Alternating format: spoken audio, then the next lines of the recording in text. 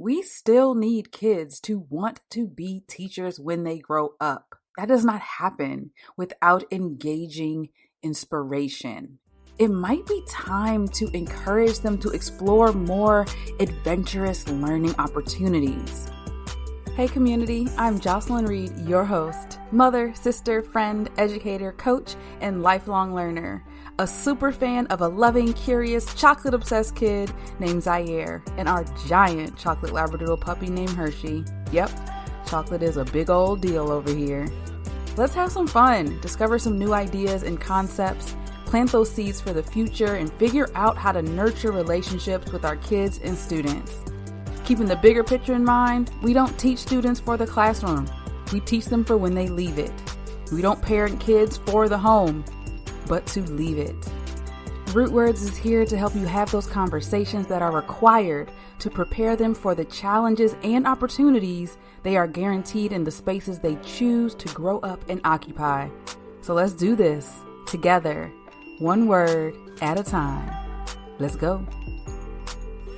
You are listening to Rootwords, the podcast presented by Revolve Learning.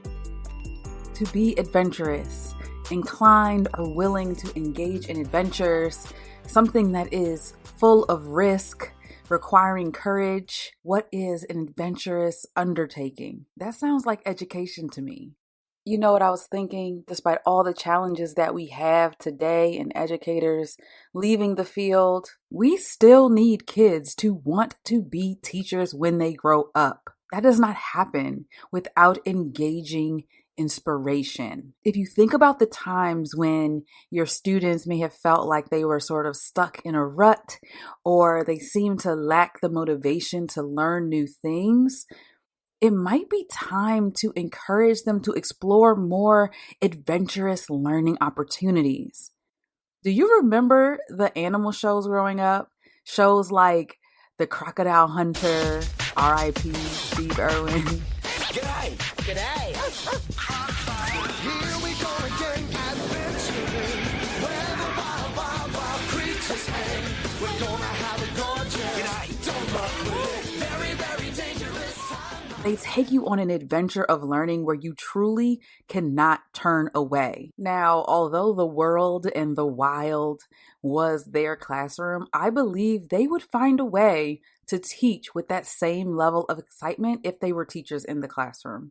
So what if we created immersive experiences for students where they not only saw themselves, but they saw the possibilities of where the learning can go? You can't expect adventurous, free classroom environments if you're still using systems of oppression and suppression of who students are and what their true interests are. And if you think about it, kids love choosing. They love to make a choice. Think about using choose your own adventure style learning, using menus of learning so that they can have some choice in how they go about showing mastery of what they learned in your classroom. Okay, here's a little bit of a story. This was the most adventurous I have ever been in my entire life.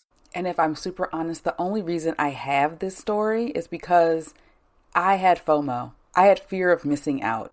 I had no intention of doing this. I was just going to be the friend that drove everyone there, but I did not want to be in the car with everyone high off life and me missing out. And I use this story with my students as a relationship builder at the very beginning of the year, every year. I used to share the story of the time I went skydiving. It was a real life example of me being scared out of my mind, but having a competent adult there to support and teach me all the ways that made all the difference in the world, and it kept me all the way alive. I would tell my students that this was a new year. There will be a whirlwind of new experiences, and they may feel nervous and anxious and scared even, but I have done the work to be supportive of the growing through the adventure. This was our adventure to take together, and I was determined to make it a fun and enjoyable time together. It was so funny just popping it in. I would usher all of my students into the carpet and I would just hit play on this video that showed their teacher, their new teacher that they just met, falling out of an airplane. The funniest thing was always seeing them turn to look at me, seemingly asking themselves, did you make it? When clearly I made it and I was still alive, but boy, oh boy, was it priceless. A quote I often think about when I think of being adventurous and creating these environments and conditions for my students to explore is this quote by John A. Shedd, and it says, "A ship in the harbor is safe, but that is not what ships are built for. You can learn in my classroom, but that is not what you are made for. Where are you going to take the learning? What interests are lighting you up that you want to pursue even further? I want you to explore here, but I really want you to explore out there." In order to have an adventurous classroom, you need to build trust first. And that is what everything has in common: trust. Adventure is about risk taking, and with risk comes this fear of the unknown. What if we engaged more and planned around the emotions of the unknown?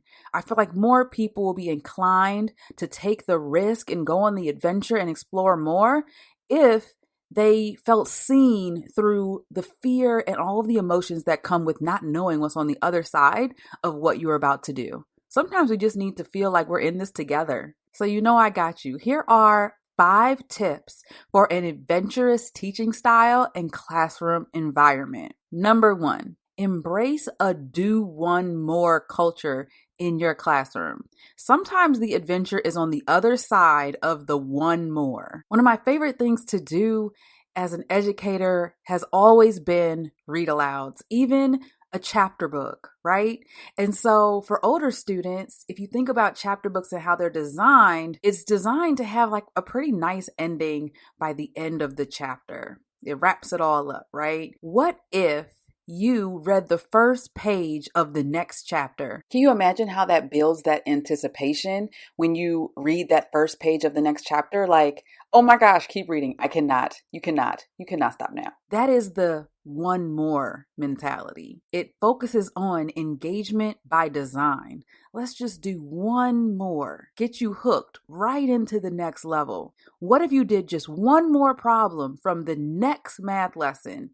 Or just on some watch this stuff, pull something from a couple grade levels ahead just to get them engaged and exploring a little bit more beyond the confines of what the lesson you're on right now could provide.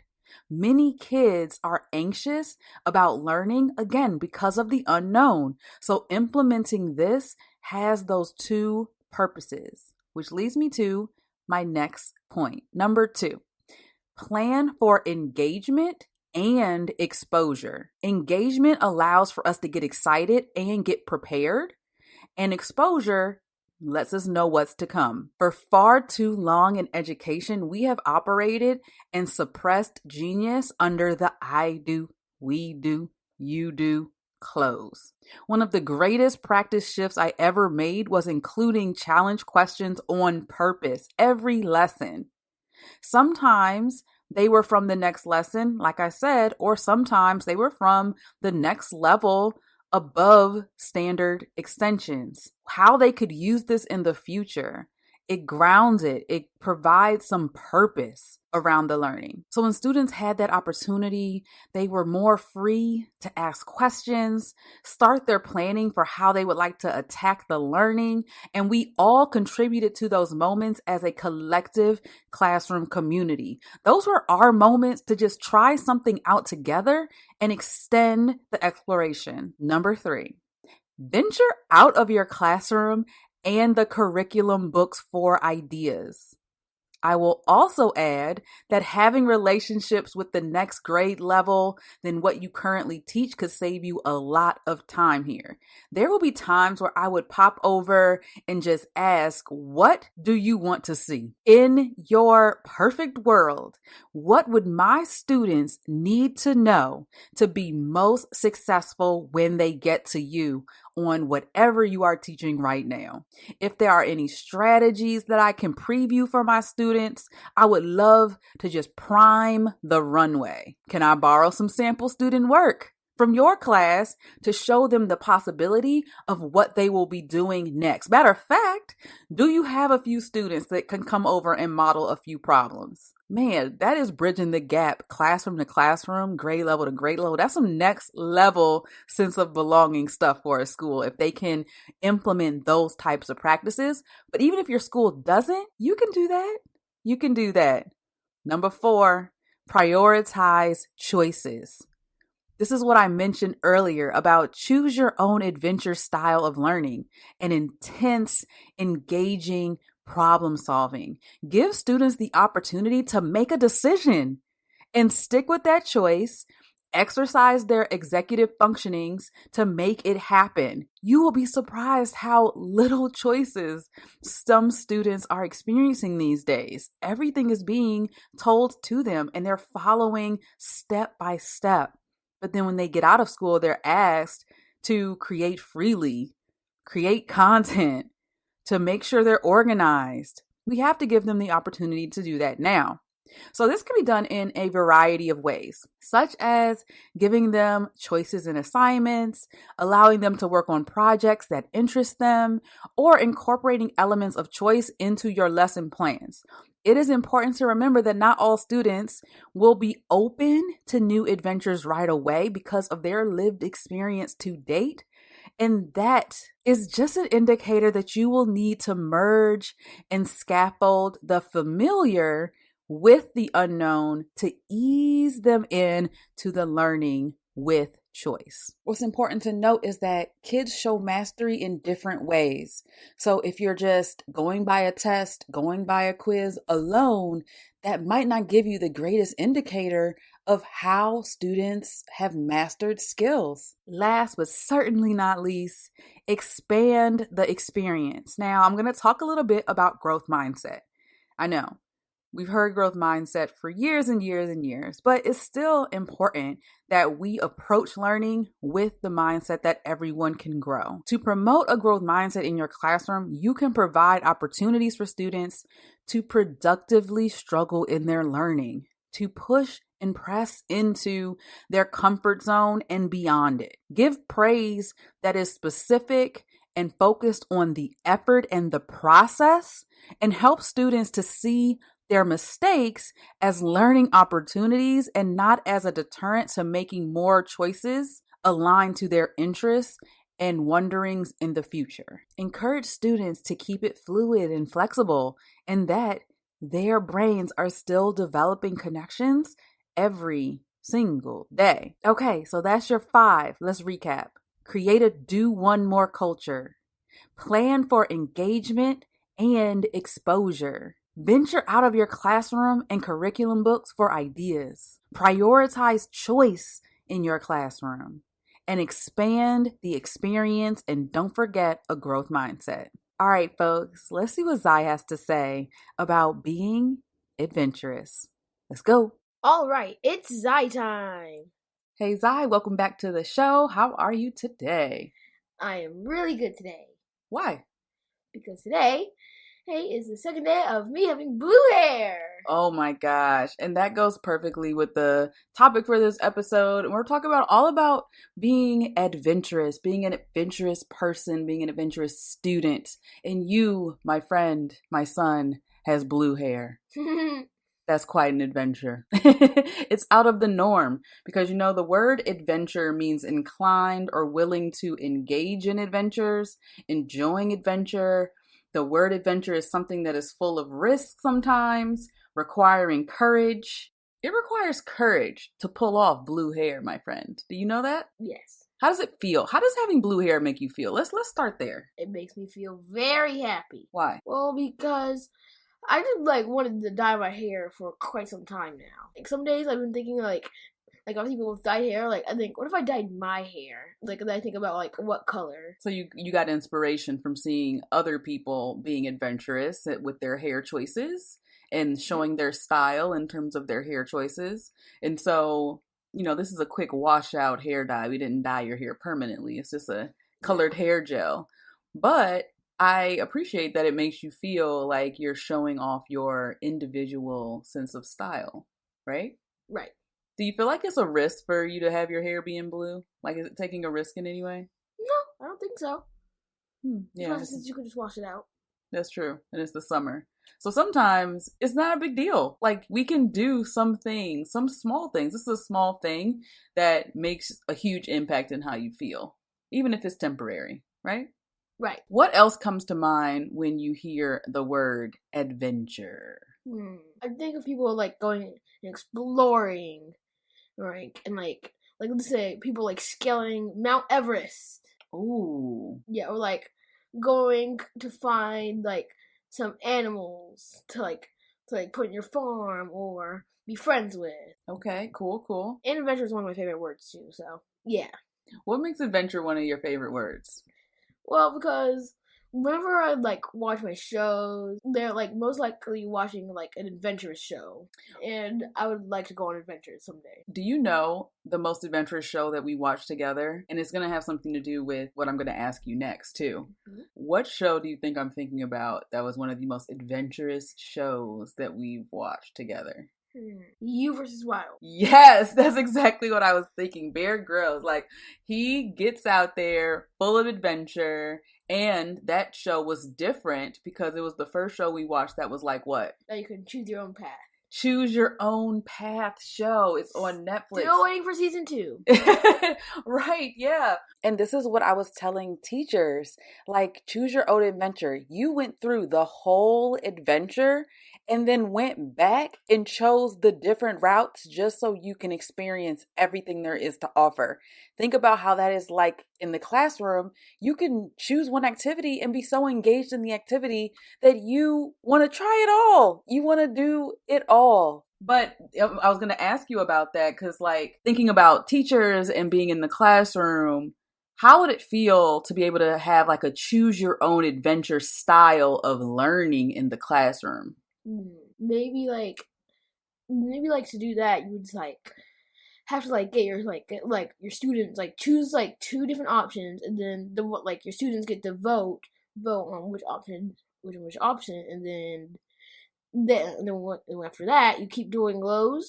Then you teach those things in that exact order with the most choices. Oh, cool. I never thought about having students even vote on the choices because oftentimes this is not something super new to education to have like menu items for students. So you have a bunch of different choices that the teacher has thought about and students can choose which activities they would like to do. That's sort of their jam, you know? Mm-hmm. But I never thought to also have students vote on the actual activities that go on the menus as well. You know, I was saying earlier in the podcast that we still need some students to want to be teachers when they grow up. So in order to do that, we have to engage students in really fun ways that will inspire them, some students who are drawn to be teachers when they grow up, to want to do those things as well. And I think choose your own adventure gives students a way to get excited about learning again. What advice would you have for teachers in how they could implement, or why is it important for students, kids, to be able to choose their own activities? Because the teacher would know what the class likes the most, and then they could do that.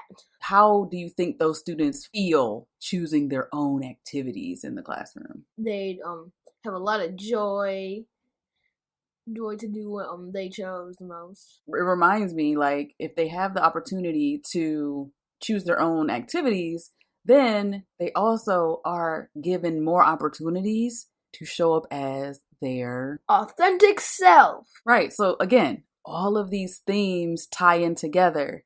This is why we have these conversations, so that we have an opportunity to make the connections, connect the dots. What's your next adventure, Zai? I think becoming a YouTuber would be my next adventure. That means you're really going to put yourself out there, right? Right. That leads me to my next question. What risks are worth taking, in your opinion? Because putting yourself out there, especially even being a YouTuber, that's a certain risk that comes with that, right? I mean, people could not like your videos. That is one thing. That could be scary, but you do also have fans on YouTube, and you can listen to them instead. Like, some YouTubers like Mr. Beast has a lot of haters, but they have more fans. So then he only listens to his fans instead of his haters.